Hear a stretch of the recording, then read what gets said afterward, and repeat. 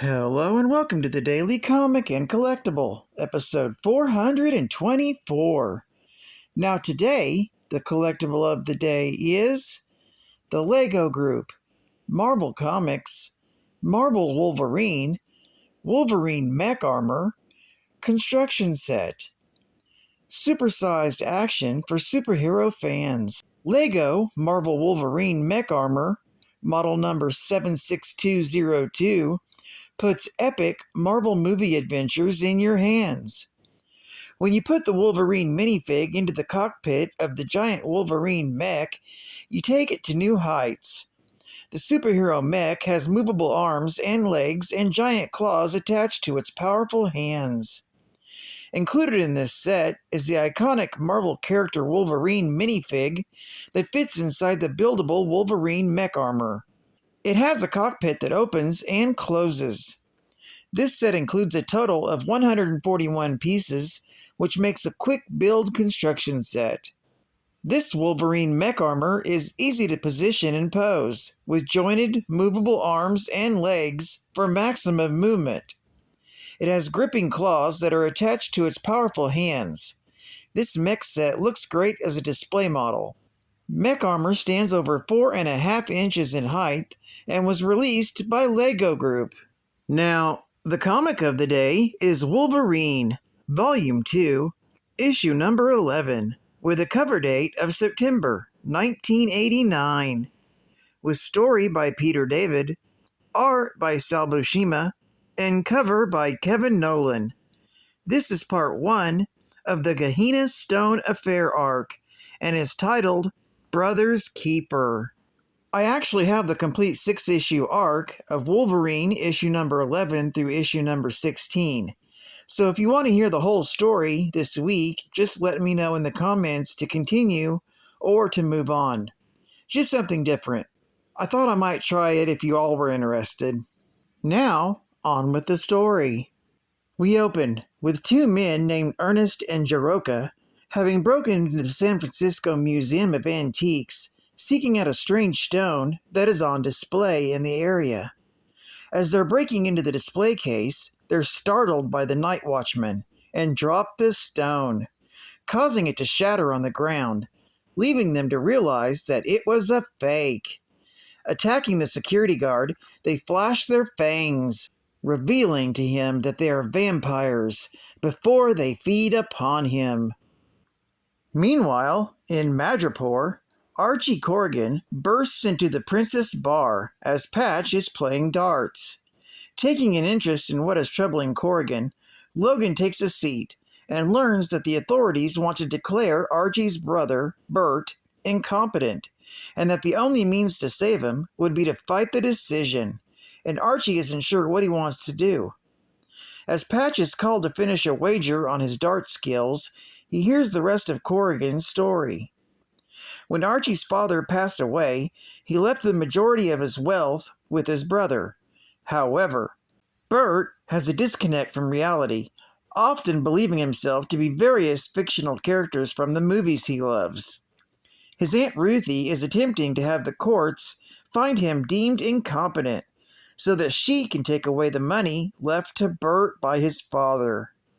Archie is willing to help until he got a letter from his brother asking him to help him battle the forces of evil, leaving Archie to wonder if the decision isn't without merit. As they pass through Lowtown, Archie asks Patch to accompany him out to San Francisco to investigate the matter. Logan is reluctant, and as he encourages a man who's constantly getting thrown out of a bar to go in and continue his brawl, he begins to mull it over. When Jessica Drew, having followed them after overhearing them speak of her old stomping grounds, expresses her interest in going if Patch goes, Patch agrees to accompany Archie if the man he goaded into going back into the bar is thrown out of the window. Sure enough, Fate's mighty hands sees that it does happen, and the man is thrown through the window of the bar, deciding for Logan to go to San Francisco to try and help Archie out. Later, as they fly out to San Francisco, Logan mulls over his current lot in life, reflecting on his time with the X-Men. He earned a family he didn't realize he needed. Now he finds himself among another group of people whom he's getting involved within Madripoor, and finds that a second family is not what he needs.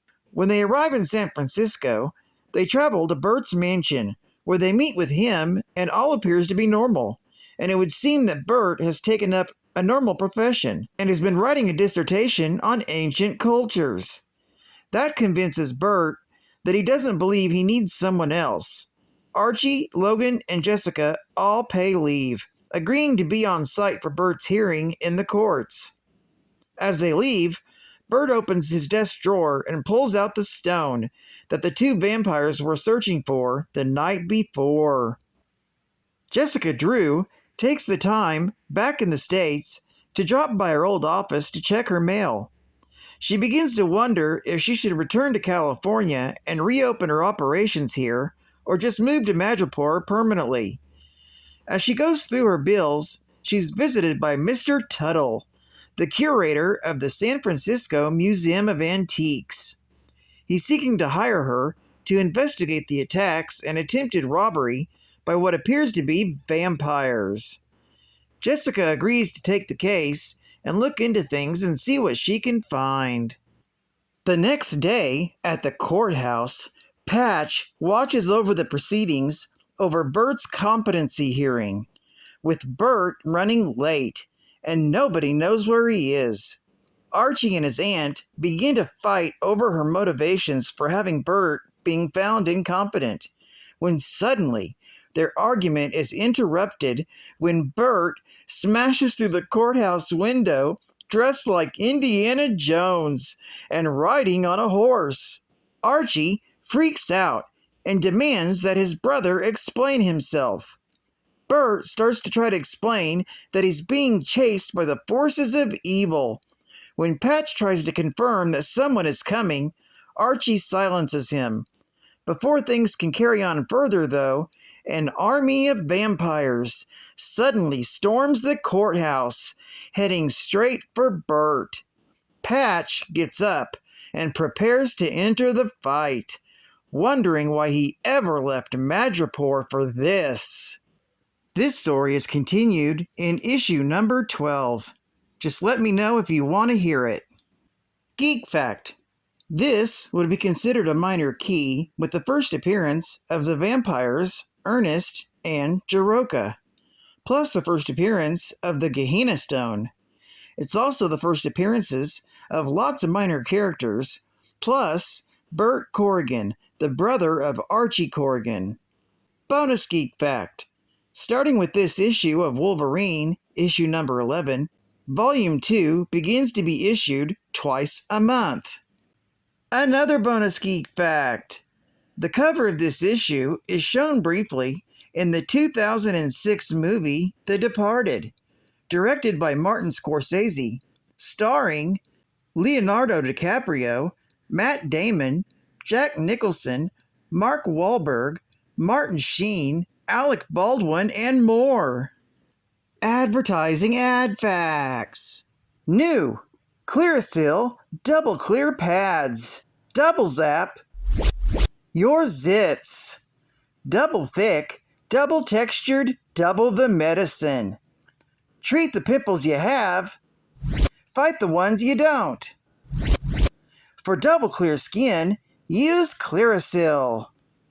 New Morning Funnies cereal. When you ask for Morning Funnies, you're asking for some fun.